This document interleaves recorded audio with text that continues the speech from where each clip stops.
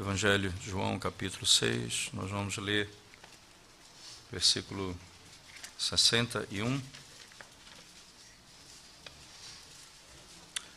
60 até 71 especificamente.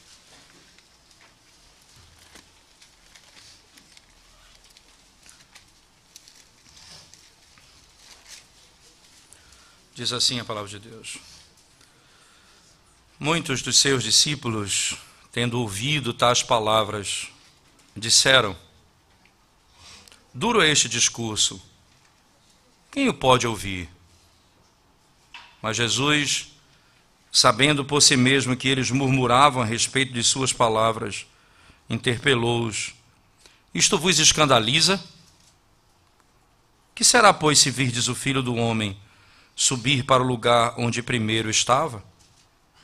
O Espírito é o que vivifica, a carne para nada aproveita. As palavras que eu vos tenho dito são Espírito e são vida.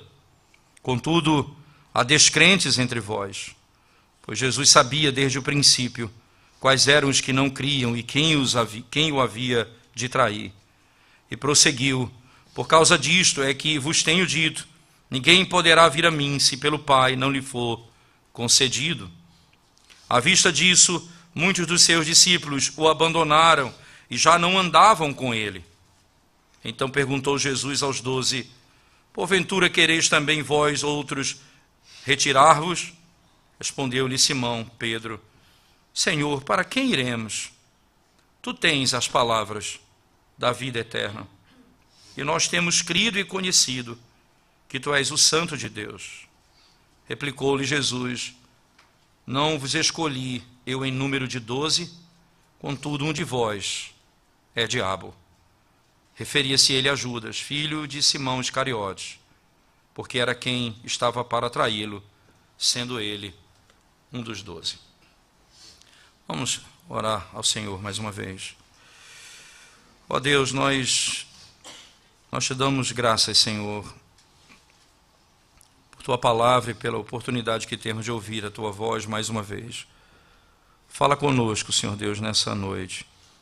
Edifica a tua igreja, glorifica o teu nome, salva os que estão perdidos, ó Deus, conforta os abatidos de alma, abençoa-nos poderosamente nessa noite. Em Jesus oramos, nosso Senhor. Amém.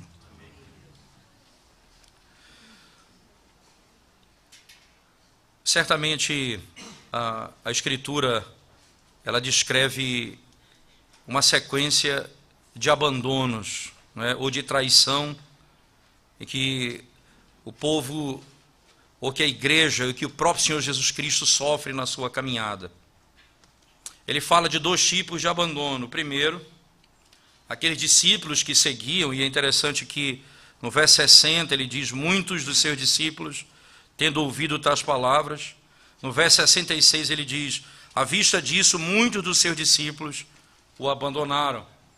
Perceba que aqui ele tem a primeira parte daqueles que deixam o Senhor e abandonam o Evangelho, abandonam a Cristo e seguem para o outro caminho.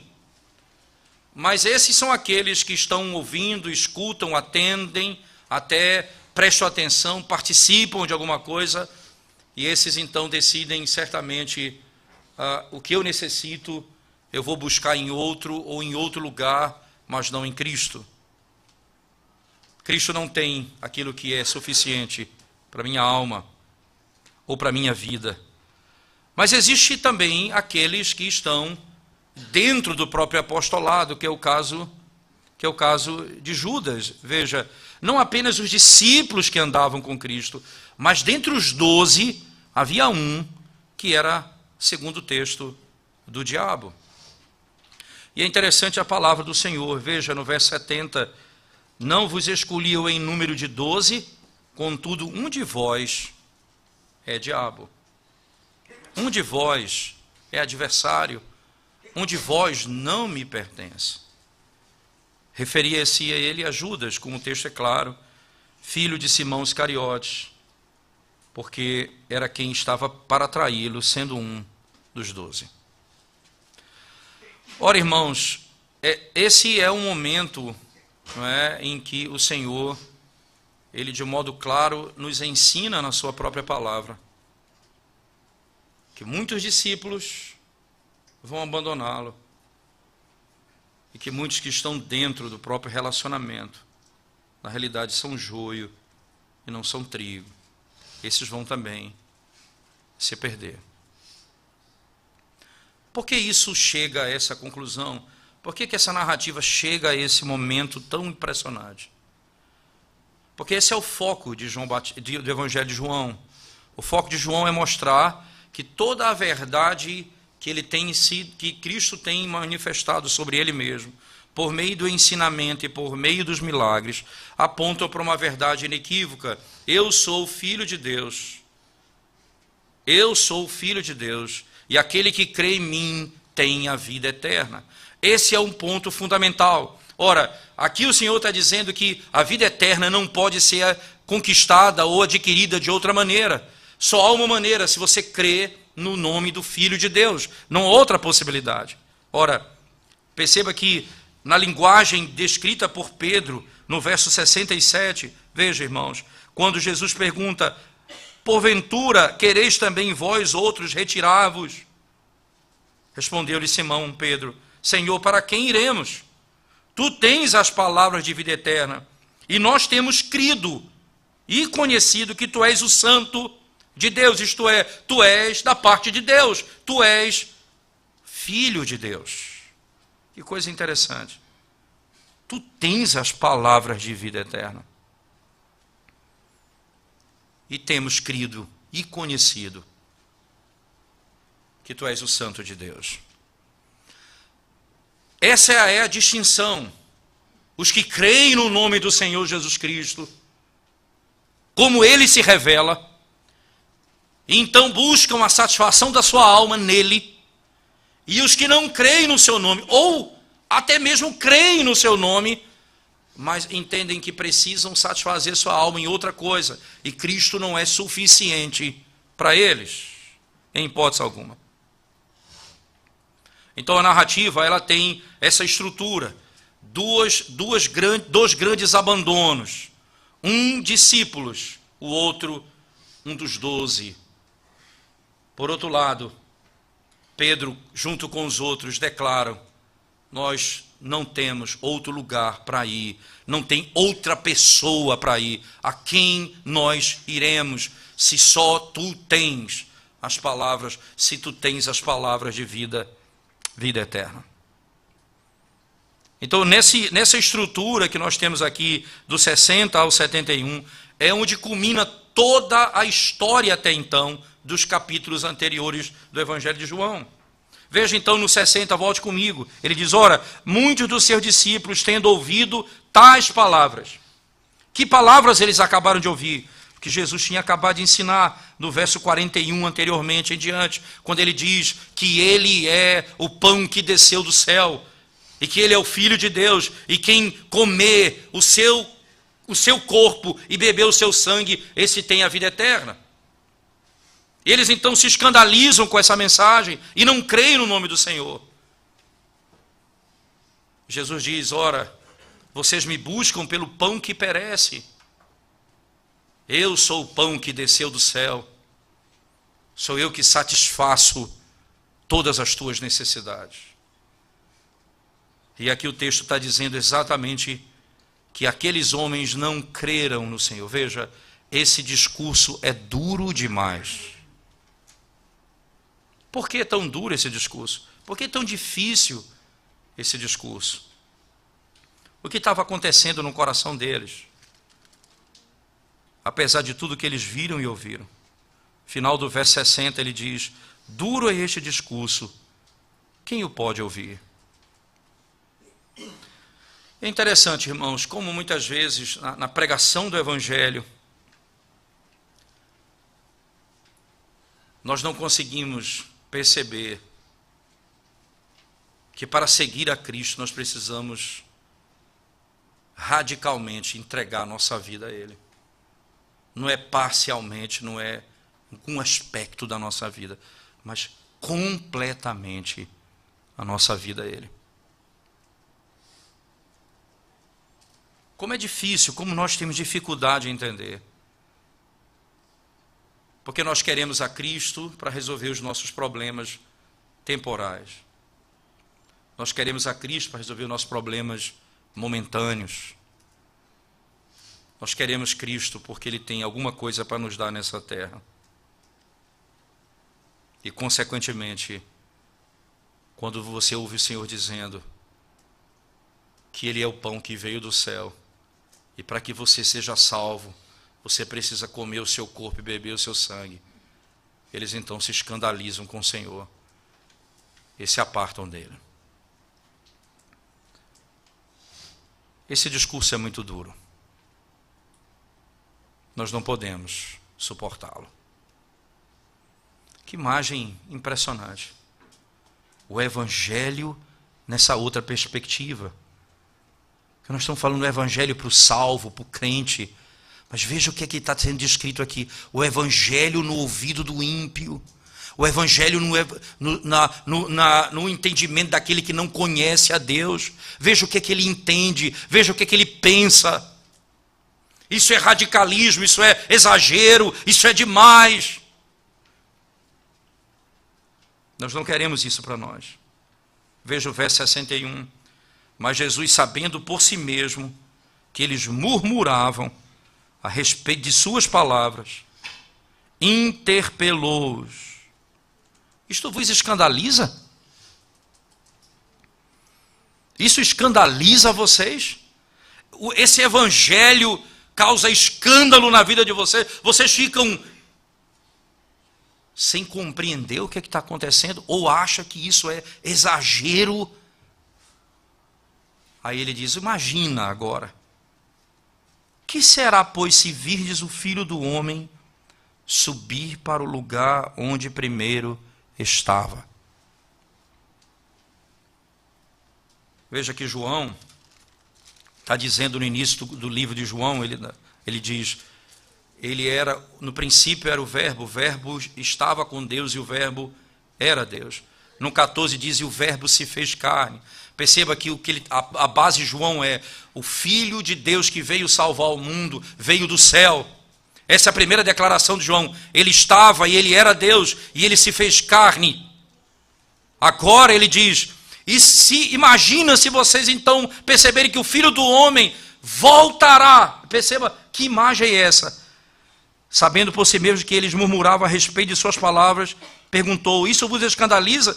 Quem será, pois, se virdes o Filho do Homem subir para o lugar que primeiro estava? Se vocês virem o Filho do Homem indo para a glória.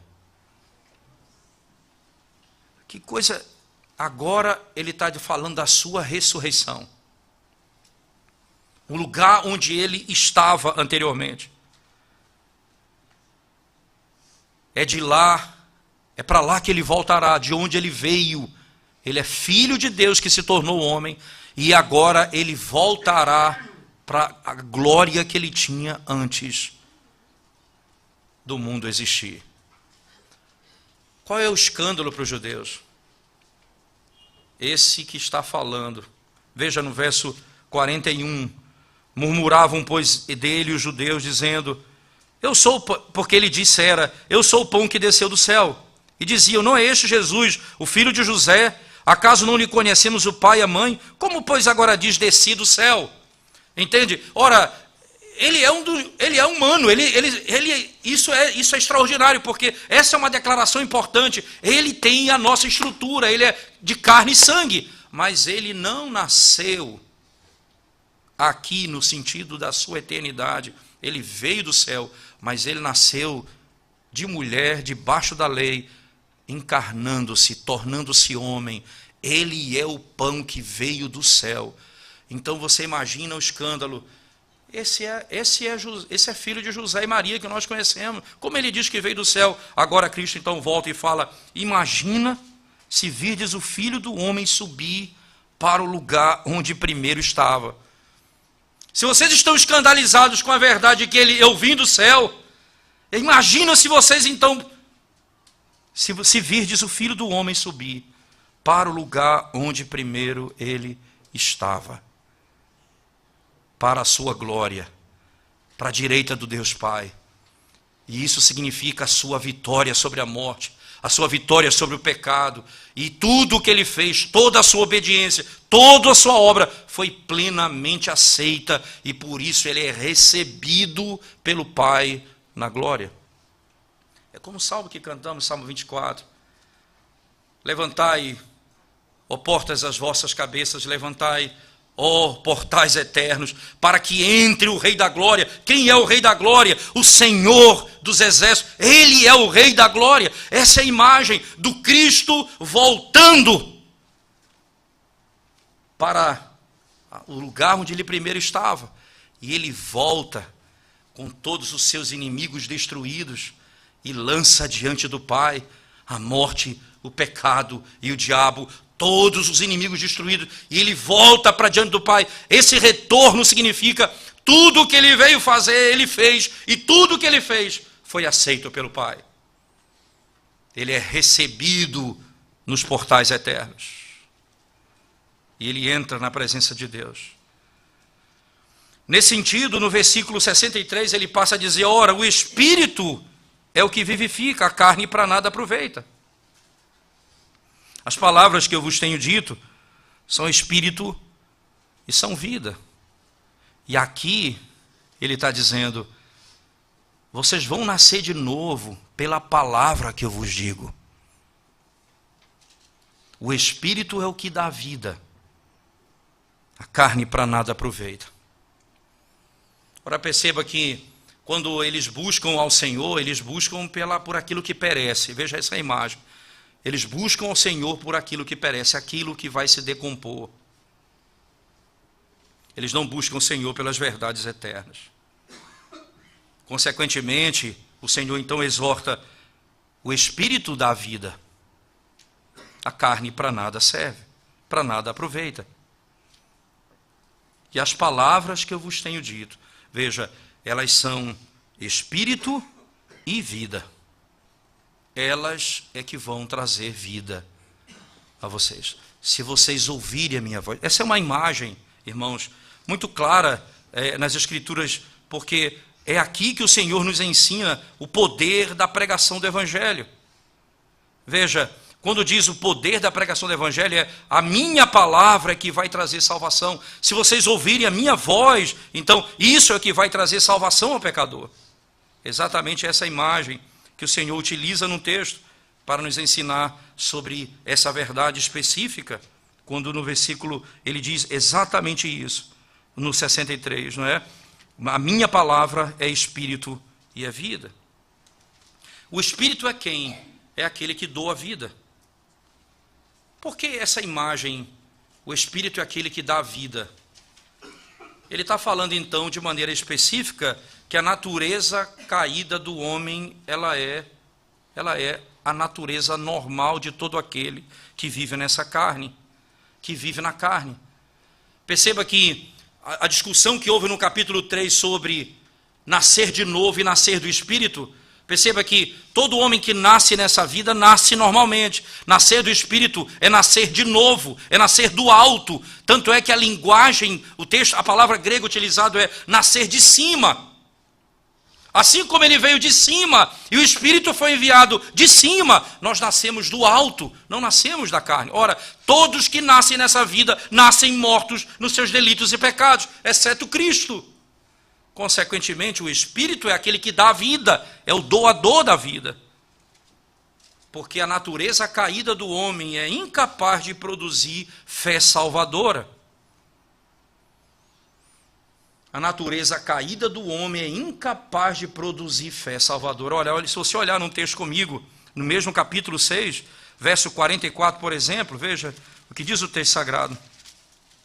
6,44, ele vai dizer assim: ninguém pode vir a mim se o Pai que me enviou não o trouxer, e eu o ressuscitarei no último dia. Na mesma narrativa que acabamos de ler no 65, e prosseguiu: por causa disto, por causa de tudo isso que eu tenho falado, é que vos tenho dito: ninguém poderá vir a mim, se pelo Pai não lhe for concedido. E como isso acontece? Como é que o Espírito opera em nós? Ele opera através da palavra que é inspirada. Veja como é interessante o versículo 63. Né? As palavras que eu vos tenho dito são espírito e são vida. Perceba, é a palavra, é por meio da palavra que o Espírito então vivificará o pecador. É por meio do evangelho e da mensagem que sai da boca do Senhor. Ele produzirá. As palavras são espírito e são vida. É a minha palavra que trará vida a você.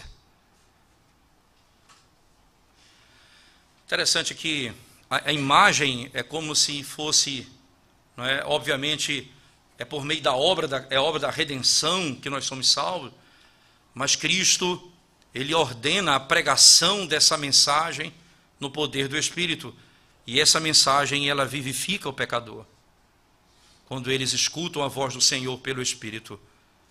Isso mostra que duas vozes, não é? Ou melhor, quando se prega a palavra, todos aqui, desde que não tenham problema de audição, todos escutam a mensagem. Mas nem todos são salvos, porque o Espírito fala àqueles que o Pai deu a Cristo. Isto é, o Espírito vivifica o coração do seu povo. É essa palavra que penetra o coração do eleito de Deus. Aquele que ouve a voz do Senhor. É por isso que, como já falamos na sequência no 64, contudo, há descrentes entre vós. Pois Jesus sabia desde o princípio quais eram os que não criam e quem o havia de trair. Há descrentes no meio de vós. E prosseguiu. Por causa disto é que vos tenho dito, ninguém poderá vir a mim. E aqui, interessante que a primeira expressão, quando diz que o Espírito é que vivifica, ele dá a imagem de que o homem está morto. Agora, ele fala que esse homem não pode. Veja a expressão. Por causa disso é que ninguém poderá vir a mim. Aqui não é uma questão só de vontade, não. É de poder. Daí a linguagem paulina em Romano diz, ora, não depende de quem quer ou de quem corre. Depende de Deus usar de misericórdia para com ele. E o texto então claramente nos ensina. Perceba, ninguém poderá. Então, não há aqui ninguém que veio a Cristo por sua própria força. Ninguém que veio a Cristo senão pelo poder do Espírito que vivifica o pecador. Ninguém poderá vir. Essa é a expressão que temos no texto. Se pelo Pai não lhe for concedido. Interessante, irmãos. No versículo 37, que nós lemos, e no 44, que nós já lemos também, mas o 37, especificamente, João 6, ele diz, todo aquele que o Pai me dá, esse virá a mim, e o que vem a mim, de modo nenhum, o lançarei fora.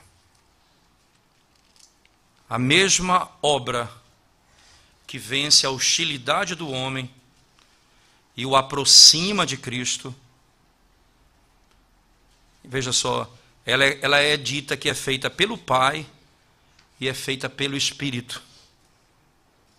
Veja, você vai ver no verso 37 de João, como nós já lemos, todo aquele que o Pai me dá, esse virá a mim. O 44, ninguém pode vir a mim se o Pai que me enviou não o trouxer. Quem traz aqui é o Pai. E de maneira clara no 65 diz, porque ninguém poderá vir a mim se pelo Pai não lhe for concedido. O verso 65. Mas veja no 63, o Espírito é o que vivifica. A carne para nada aproveita. As palavras que eu vos tenho dito são Espírito e são vida. Interessante. A nossa tradução, ela, de maneira infeliz, ela coloca Espírito aqui com letra minúscula. Que é infeliz mesmo, porque aqui ele está falando do Espírito de Deus. O Espírito é o que vivifica. O que é o que vivifica? É o espírito do homem. É o Espírito de Deus que dá vida ao homem. E aí você vai ver o que é dado como obra do Pai no verso 60, no capítulo 6, do verso 37, 44 e 65. No 63 é dito ser obra do Espírito, porque a Trindade opera na conversão do pecador. Não é a obra de uma pessoa da Trindade, é a obra da Trindade a conversão. Não é apenas a vontade do Pai contra a vontade do Espírito, é a vontade do Pai e a vontade do Espírito e a vontade do Filho que opera a obra da redenção na vida do crente. Isso nos ajuda de modo muito claro a perceber aqui que o Senhor está nos ensinando que a obra da Trindade, ela é não dividida.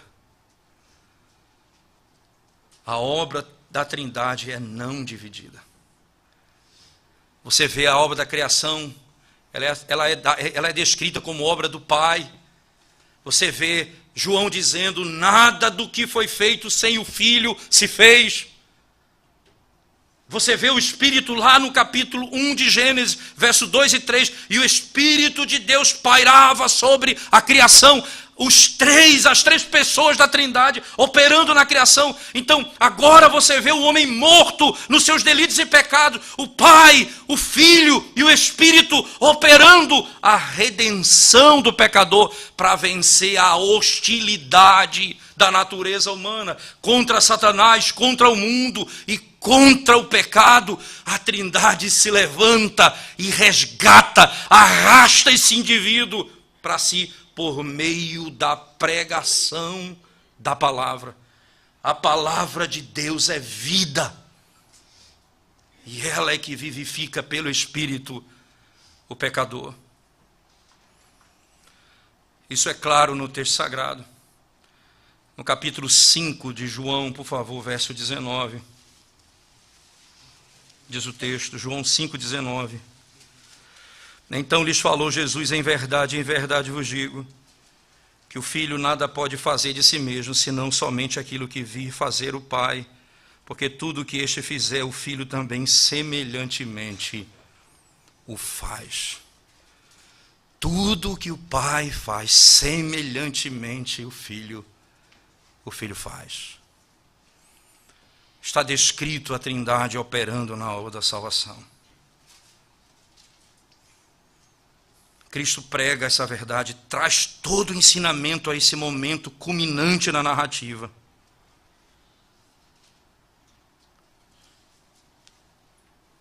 Eles seguem a Cristo pelo pão que perece. Eles não podem vir a Cristo por sua própria força, se Deus não os trouxer. Eles dizem, nós não suportamos essa mensagem. Nós queremos a mensagem de um evangelho que satisfaça as nossas necessidades aqui e agora no tempo. Porque nós queremos fazer de Cristo rei de Israel aqui na Palestina. Nós não queremos o Senhor sentado no trono do universo, governando tudo e todos. Mais ainda, nós não aceitamos essa doutrina de que nós não podemos ser salvos por nós mesmos. Isso é demais para nós. Nós queremos ter o controle da nossa vida. Nós queremos ter o poder de ser salvo. Nós queremos ter a força em nós mesmos para escolhermos o momento e a hora da nossa conversão. É demais para mim essa mensagem. Verso 66.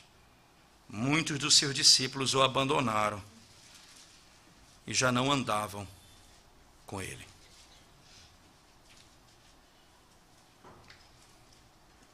Que coisa impressionante. Então perguntou Jesus aos 12. E aqui é uma pergunta extraordinária. Quereis também vós outros retirar-vos?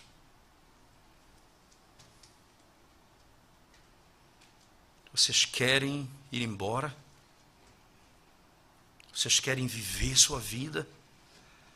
Vocês querem cuidar dos seus próprios interesses?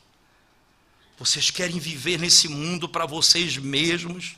Vocês querem buscar a religião para satisfazer suas necessidades? Vocês querem ter o controle sobre a ação divina na hora e no momento que você quiser? É isso que vocês querem? Então, vocês podem partir também. Pedro então responde: Senhor, para quem iremos? Interessante que não é para onde, não. É para quem. Quem é que veio do céu? Quem é o Criador do universo? Quem é o Filho do Deus Altíssimo? Quem é Deus igual a ti? Quem é igual ao Senhor? Para quem iremos, Senhor? Para quem nós iremos?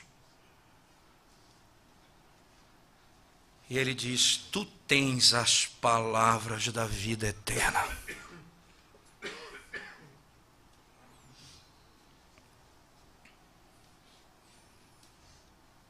E nós temos crido e conhecido que tu és o Santo de Deus. Replicou-lhe Jesus: não vos escolhi eu em número de 12, contudo um de vós é o diabo.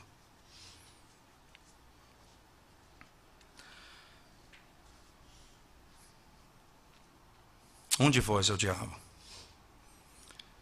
Referia-se ele a Judas Iscariote, porque era quem estava para traí-lo, sendo um dos 12. Nós acabamos de ler a narrativa dele, de João, lá em Mateus, na leitura devocional. Nós acabamos de ler a narrativa de Judas. Ele amou o dinheiro. Ele amou prata dessa terra. Ele não é feito aquele indivíduo que encontrou um tesouro no campo, vendeu tudo o que ele tinha e comprou o campo só por causa do tesouro que estava nele. O tesouro dele não era Cristo, era o dinheiro dessa terra, desse mundo.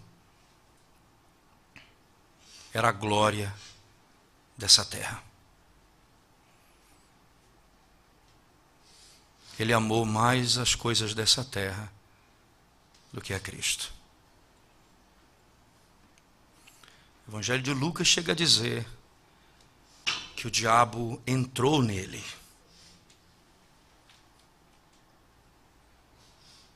Quantos líderes possessos por demônios que só pregam acerca da prata e do dinheiro dessa terra.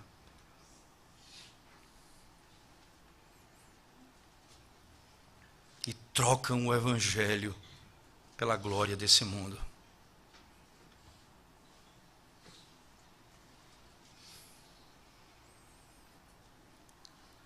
Mas é um problema grave quando você toma essa escolha.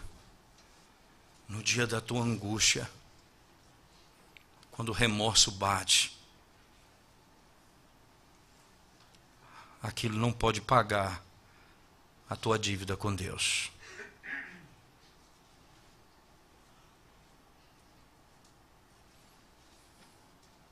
O dinheiro não te livrará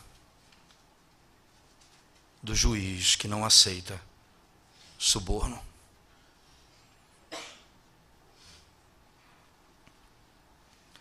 O Senhor fez assim. Esse capítulo, irmãos, essa narrativa, só esse trecho, ele tem tanta riqueza em si mesmo, que nos impressiona por ela mesma. Mas alguns pontos eu queria rapidamente pensar com vocês com base nesse final que nós estabelecemos na narrativa, como o texto escreve. Como é que nós conhecemos o povo de Deus no mundo? Como é que nós mostramos que nós somos amigos de Cristo? Como é que nós mostramos que nós estamos em Cristo? Como é que nós mostramos nesse mundo que nós não somos desse mundo, mas nós somos de Cristo? Primeiro, em tempo de apostasia geral, em que as pessoas abandonam os caminhos de Deus, tal qual o tempo que nós vivemos. É uma torrente de mentiras e enganos. Assim também foi no tempo de Noé. Era um homem justo e perfeito, que andava em retidão na sua época, que andou com Deus. Veja, era conhecido entre eles, no meio daquela multidão de gente, de povos, ali naquele lugar, naquele momento. Ele mostra que ele era amigo de Deus, vivendo de conformidade com a verdade de Deus, contrário aos padrões do mundo que estava ruindo em pecado.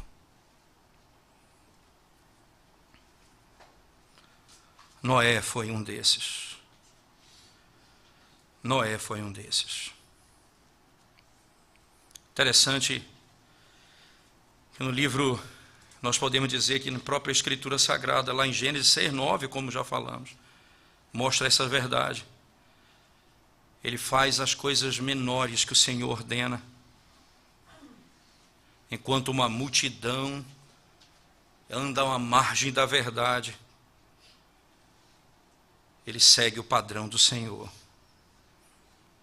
Ele é um dos pouquíssimos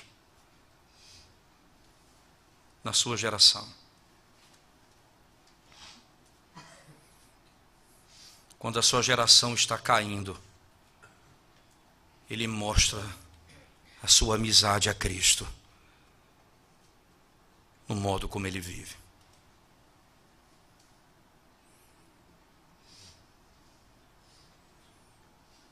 É assim que o Senhor revela.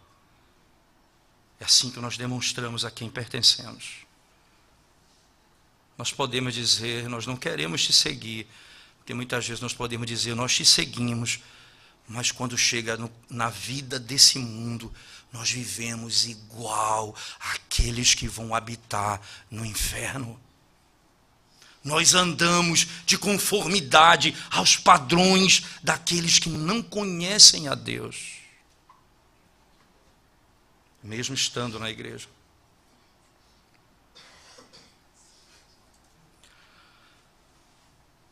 Mesmo quando o mundo e Cristo, eles andam juntos, quando a igreja e o mundo, elas são muito parecidos, até os hipócritas seguem a Cristo. Eles até fazem aquilo que Cristo manda, sem custo nenhum, porque nada custa para ele, nada eles têm que abandonar, nada eles têm que deixar, nada eles têm que esquecer. Eles podem viver como querem, porque a igreja e o mundo são exatamente a mesma coisa. Mas o interesse deles pelas coisas do mundo é maior, e ela engole eles. É por isso que nesses momentos, na narrativa, nas escrituras sagradas, nós somos especificamente colocados diante de situações como essa na nossa vida. Especialmente como o Senhor nos ensina. No mundo nós vivemos e às vezes não se sabe a diferença entre o que teme a Deus e o que não teme a Deus nesse mundo. Porque é fácil segui-lo. Não custa nada segui-lo. Eu não deixo nada para segui-lo. Eu não perco nada para segui-lo. Eu vivo do mesmo modo antes de conhecê-lo. Eles têm um tipo de amor por Cristo, mas o amor do mundo é maior. Não existe perseguição, não existe dificuldades na igreja, está tudo muito bem. Lá no Evangelho de Lucas, no capítulo 14, por favor, verso 26. Lucas 14, 26, diz assim um texto.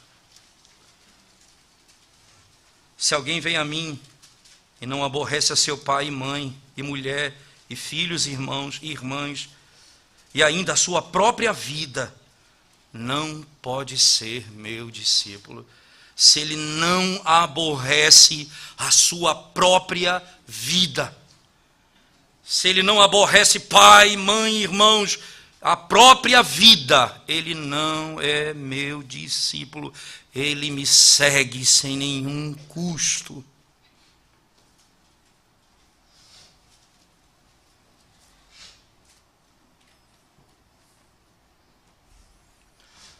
Os tempos, quando são assim, as pessoas revelam que elas podem pertencer à igreja, até que nós temos que tomar decisões. Quem nós vamos seguir? O que nós vamos perder por causa de Cristo? Qual o custo de segui-lo? Nós não queremos esse evangelho. É duro demais a tua mensagem.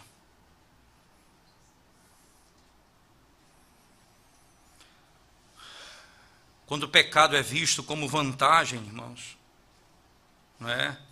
Quando o pecado é visto como vantagem, como o pecado ainda é visto como algo bom, nós temos que fazer o que Moisés fez, lá em Hebreus 11, 24 e 26, veja, as palavras de Moisés, usadas pelo autor da carta aos Hebreus, Hebreus 11. Como é que Moisés se difere dos egípcios? Como é que eu sei que ele se diferenciou dos discípulos, dos egípcios? Dentre todas as coisas, Hebreus 11, 24, verso 26, diz assim a palavra de Deus: pela fé, Moisés, quando já homem feito, recusou ser chamado filho da filha de Faraó, preferindo ser maltratado junto com o povo de Deus, a usufruir prazeres transitórios do pecado, porquanto considerou o opróbrio de Cristo por maiores riquezas do que os tesouros do Egito, porque contemplava o galardão. Eu prefiro ser chamado filho de Deus do que filho da filha de Faraó. E com isso levar o peso desse nome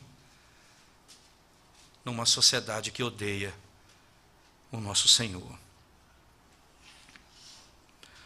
Quando o pecado é apresentado num copo de ouro, ou quando esse veneno vem num copo de ouro, nós não conseguimos perceber o pecado. Mas quando esse pecado, ele vem, como descrito no texto, nítido aos olhos de Moisés, ele está ali no palácio, bebendo água em copo de ouro. Ele diz: eu prefiro o opróbrio do Evangelho do que as riquezas do Egito. Essas são as decisões da vida. E aqui chegou o momento, irmãos. Esse é o momento que a narrativa se encontra. E vocês querem também seguir esse mundo. O que nós queremos? Qual a escolha que nós fazemos? O que nós pretendemos, irmãos, fazer da nossa vida? Nós queremos a glória dessa terra, ou o opróbrio do Evangelho? O que desejamos?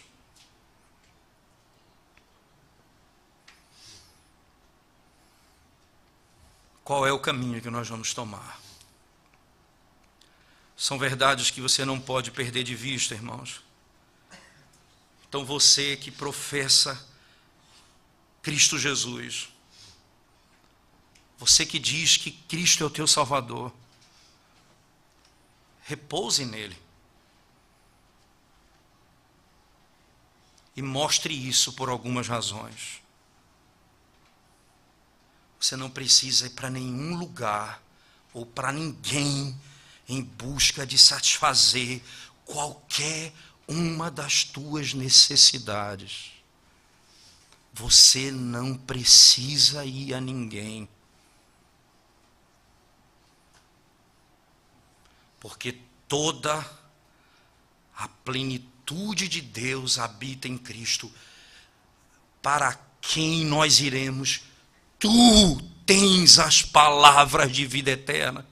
Jesus disse: nós podemos viver sem pão, mas não podemos viver sem a palavra que vem da boca de Deus.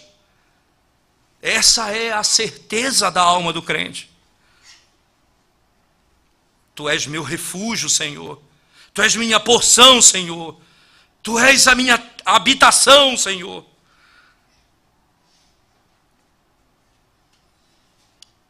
Eu reclino a minha cabeça, eu descanso em Ti. Eu tenho tudo em Ti. Não existe nenhum descanso verdadeiro fora de Cristo. Ele é a vida. E sem Ele não há vida, mas morte. Ele está e Ele é tudo para nós. E sem Ele não existe nada a não ser vazio. Vazio, a alma do homem vazia, aquele abismo, buraco na alma. Sem Ele só há vazio. Se Ele não preencher toda a nossa alma, dentro do homem só há vazio. Sem nada, sem vida. Ele é o descanso. E sem Ele nós viveremos perdidos nesse mundo. Que desonra trazemos ao nosso Senhor quando nós não descansamos nele. E nós damos um péssimo testemunho ao mundo, de forma que o nome dele é blasfemado. Porque nós não descansamos nele. E porque nele nós não temos todas as coisas.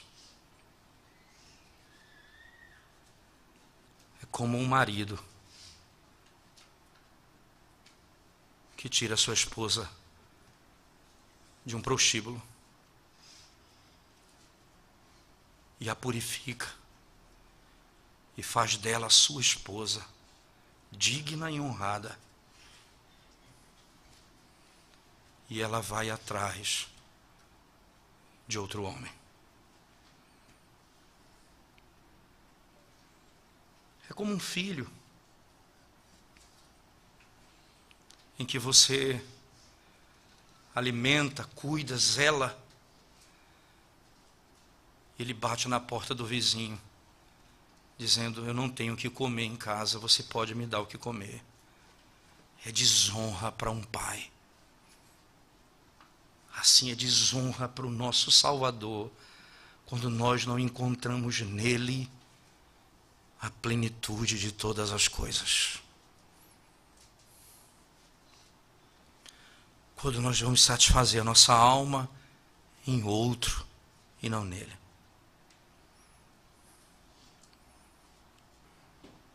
Mas ele tem a vida eterna, então significa dizer, preste atenção nisso, irmãos. Descanse nele agora. E você vai descansar nele para sempre. Mas se você abandoná-lo agora, você vai ser lançado no lugar onde não haverá descanso por toda a eternidade. Porque assim como aquelas moedas de prata não socorreram Judas na sua angústia, assim também tudo que você trocou por Cristo nessa terra não poderão aliviar as dores do inferno.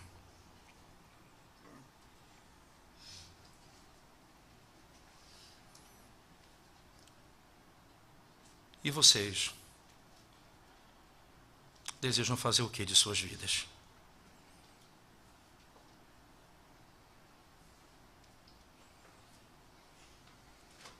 O que, irmãos, vocês desejam fazer de suas vidas?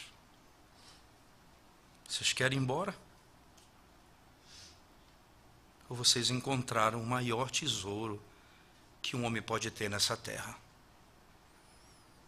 E nós deixamos tudo por ele. Tudo o que temos e somos, nós deixamos por causa desse tesouro, que é Cristo. E nele nós temos a plenitude de todas as coisas.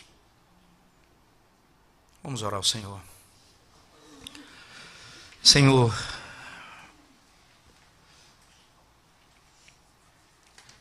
as palavras são muitas, os conceitos são tantos, mas a verdade é simples. Nós somos pecadores e miseráveis que vacilamos, ó Deus, em tantas áreas da nossa vida. Queremos viver para Ti, Senhor. Todo o nosso ser, com toda a nossa alma, com tudo que temos, com tudo que somos. Queremos viver para Ti, Senhor. Perdoa-nos porque temos negociado tantas coisas, em secreto, em particular, em público, tantas áreas da nossa vida, ó Deus, nós não repousamos e não descansamos em Ti. Aqueles que estão perdidos e que não Te conhecem nessa noite, revela-te a eles, ó Deus, que eles escutem a Tua voz nessa noite, que diz: todos vós que estáis cansados e sobrecarregados, vinde a mim, e eu vos aliviarei, eu darei descanso para a vossa alma. Só em Ti, Senhor, nós temos descanso para o mal dessa sociedade. Tu és a nossa esperança, Tu és o nosso tesouro, Tu és a nossa riqueza, e assim como o apóstolo Paulo, queremos viver, que deixou todas as coisas pela glória do conhecimento de Cristo. Queremos viver dessa maneira, Senhor, para Ti. Abençoa-nos, enche-nos do Teu Espírito. Muda a nossa sorte para a glória do Teu nome. Em nome de Jesus nós oramos. Amém.